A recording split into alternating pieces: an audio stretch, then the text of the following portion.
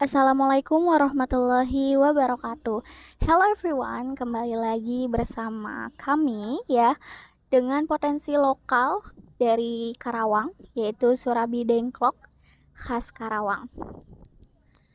Kami dari kelompok 1 yang beranggotakan Rizka Nur Anissa, Reza Sahab, saya Nita Nurjana, Kartika dan Winda akan menjelaskan tentang Surabi Dengklok dari Karawang. Yang pertama adalah analisis SWOT dari Surabi Dengklok khas Karawang. Strength dari Surabi Dengklok ini yang pertama adalah bahan bakunya mudah untuk diperoleh. Karena mungkin di setiap pasar pasti kita menemukan bahan baku untuk membuat Surabi ini. Kemudian Sorabi ini mudah untuk dikreasikan dengan berbagai macam varian rasa. Bisa dengan sarikaya, kemudian keju, dengan tiramisu, dan lain-lain ya. Selanjutnya juga bisa disandingkan dengan minuman hangat atau dingin. Nah, buat teman-teman yang suka dengan Sorabi hijau ini, dia itu fleksibel, bisa diminum dengan mungkin wedang jahe, susu jahe, kopi, teh manis, ataupun dengan minuman dingin seperti es juga cocok. Kemudian, warna dari Surabi Dengklok ini dia itu menarik dengan warna hijau pekat dari daun suji.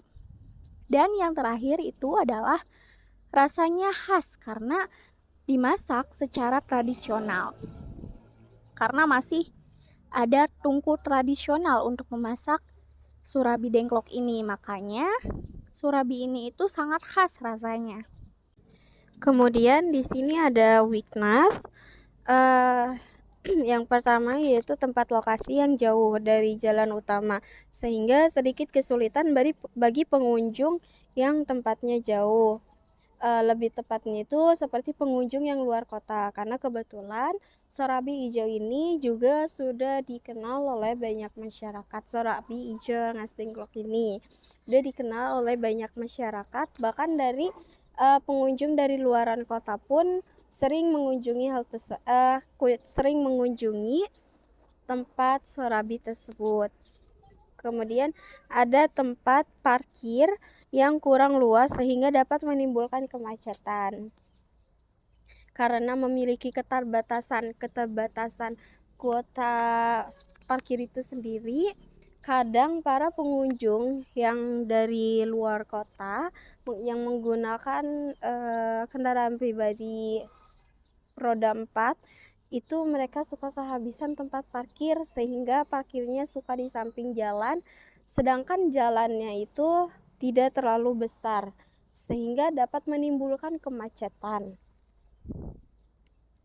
Tempat untuk makan di tempat yang masih belum tersedia, kemudian antrian yang terlalu lama, dan daya tahan makanan itu tidak lama, jadi kayak cukup sehari 2 hari, tidak bisa untuk berhari-hari. Opportunity. Jumlah peminat Surabi masih tinggi, terutama para orang tua.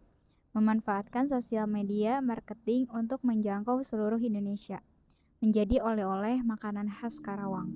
Menjadi makanan legendaris dan cita rasa yang khas. Dan bisa dijual dengan memanfaatkan ojek online. Selanjutnya ada TRIS. Yang pertama itu ada ketidakstabilan harga bahan baku. Lalu daya saing yang tinggi karena banyak makanan modern. Lalu yang terakhir ada daya saing yang tinggi karena harga terjangkau mahal. Strategi pemasaran. Pertama, harus tetap konsisten mempertahankan kualitas rasa dan yang khas. Kedua, melakukan iklan di sosial media dan buat akun ofisial. Ketiga, melakukan iklan berbayar. Keempat, kolaborasi dengan food blogger dan komunitas daerah. Lalu kelima, menyewa jasa endorsement. Dan terakhir, tawarkan diskon pada hari-hari tertentu. Dan yang terakhir adalah kolaborasi. Maksudnya di sini adalah bagaimana caranya si Sorabi Hijau Rengas Dengklok ini dapat berkolaborasi untuk mengembangkan usahanya. Ya harapannya sih setelah kolaborasi ini ya, Sorabi Hijau Renggas Dengklok ini bisa dikenal oleh masyarakat luas, baik itu skalanya lokal ataupun ya nasional. Dan Sorabi Hijau Renggas Dengklok ini sangat cocok apabila berkolaborasi dengan Dinas Koperasi dan UMKM Kota Karawang. Karena hal ini bertujuan untuk mengenalkan Sorabi Hijau sebagai ikon dan makanan khas dari Karawang. Kemudian juga Sorabi Hijau Renggas Dengklok ini bisa dikembangkan. Contohnya yaitu dengan kerjasama bersama para food vlogger atau food blogger. Dimana dalam bentuk food vlogger itu ya, para vlogger ini biasanya mengenalkan makanan-makanannya lewat postingan di sosial media seperti di Instagram, di TikTok, kemudian di Facebook, di YouTube, dan lain-lain. Kemudian juga para food blogger melalui tulisannya biasanya itu mempermudah kita untuk melakukan searching di Google.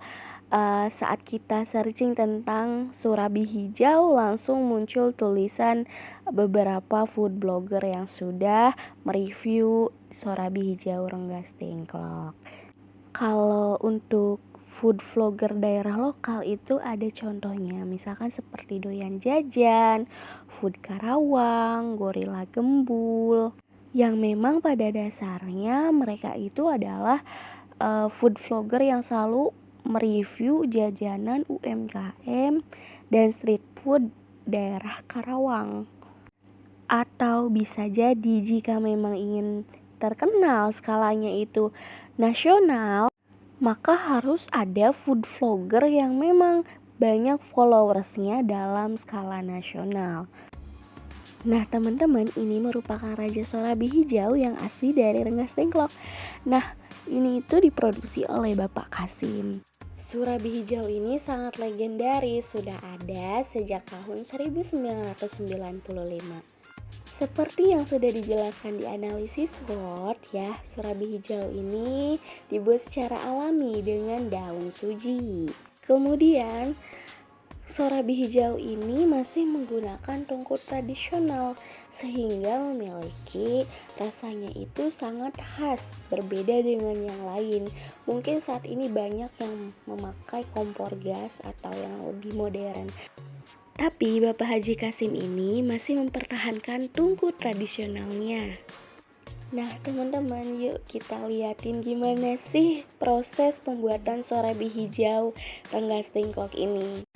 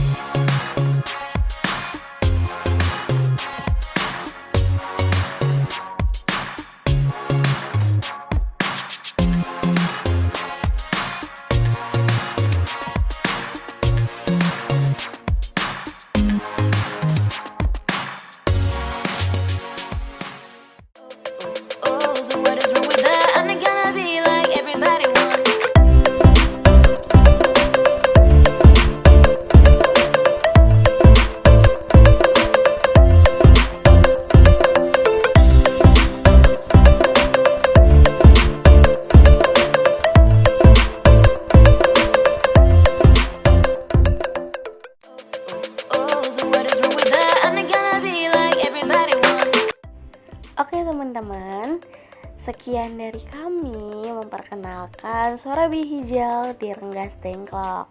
Semoga makanan lokal potensial kali ini bisa terkenal ke berbagai macam wilayah.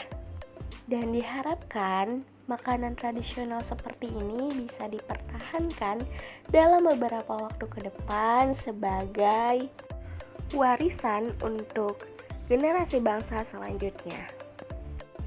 Sampai jumpa lagi di pertemuan berikutnya. Sekian dari kami. Wassalamualaikum warahmatullahi wabarakatuh.